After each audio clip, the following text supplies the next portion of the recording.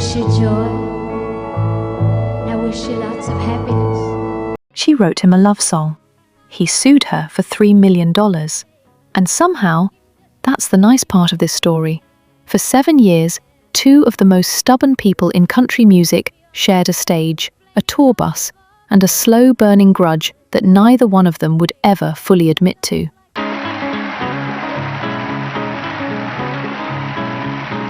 One of them became the biggest female star country music has ever produced.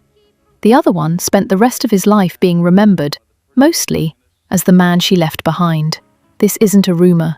This isn't tabloid speculation. This is Dolly Parton. In her own words, decades later, finally explaining what actually happened between her and Porter Wagoner, the man who discovered her, controlled her, and then tried to take her to court for leaving. Stick around, because the ending of this story is not what you think.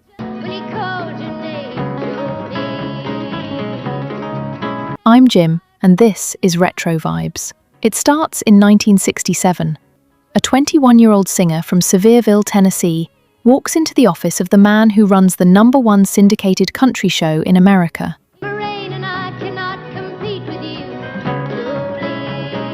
Porter Wagoner has just lost his girl singer. He needs someone fast. He's heard a song called Dumb Blonde. He likes the voice. He doesn't know yet that he's about to hand the rest of his career to the person standing in front of him.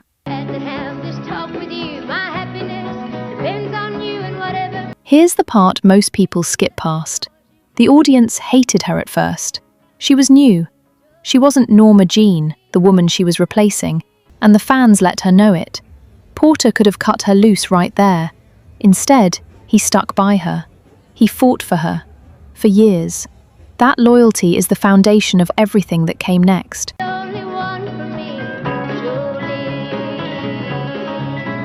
And it's also exactly what made the ending so brutal.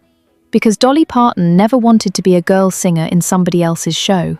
She said it herself, flat out decades later. She didn't come to Nashville to be the second name on someone else's marquee. She came to be a star. Her own star.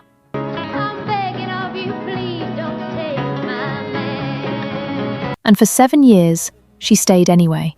Longer than she'd promised. The deal was 5 years. She gave him 7.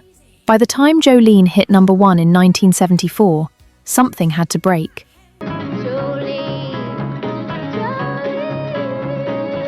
She called it a love-hate relationship. We fought like cats and dogs, she said. We were just both very passionate people. Two strong-willed, stubborn artists, both convinced they knew what was best, for themselves and for each other. Oil and water, fire and ice. Pick whatever metaphor you want. The man and woman who'd built a decade of hit duets together genuinely could not agree on which direction either of their careers should go. Stonewall Jackson, and a great show lined up for you, one of the prettiest, singingest songs. So, she did what she always did when words failed her. She picked up a guitar and wrote it down. She walked into Porter's office. She sang it straight through. A quiet, devastating little song called I Will Always Love You. I'll think of you. Not a love song between two romantic partners. A goodbye letter.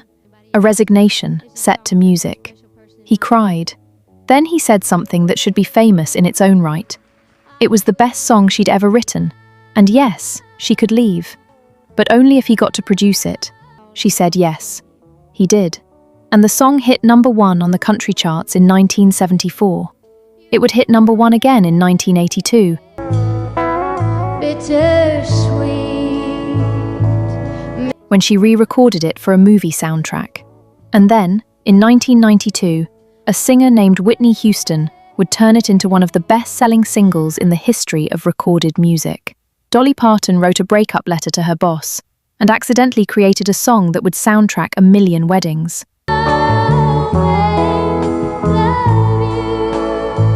But here's what most people miss about that story. The song wasn't the end of the conflict. It was just the moment it became permanent on tape. Because 5 years later, Porter Wagoner sued her.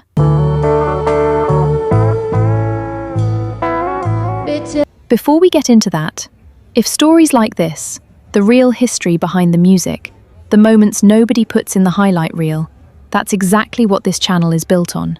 Hit subscribe so you don't miss the next one. Country music's history deserves to be remembered accurately, not just repeated as legend. Okay, back to it. That's all I am. 5 years after the split.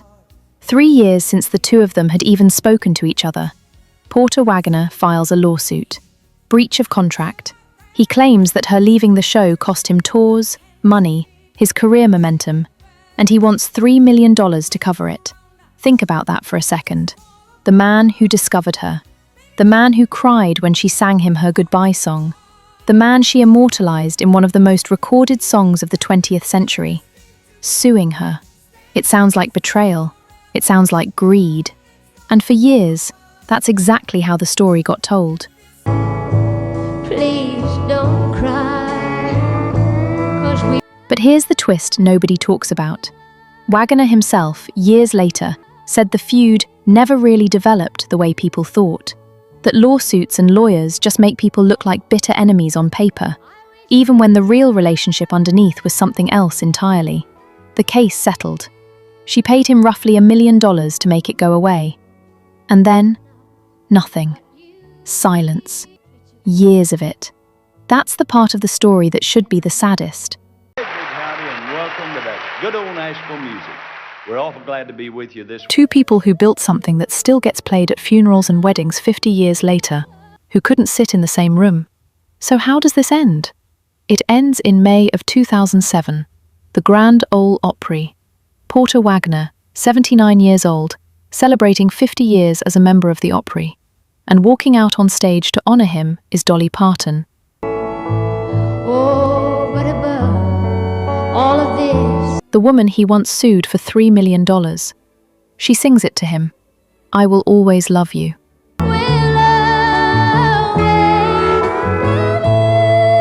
The song she wrote to say goodbye 33 years earlier, sung now as something closer to a thank you.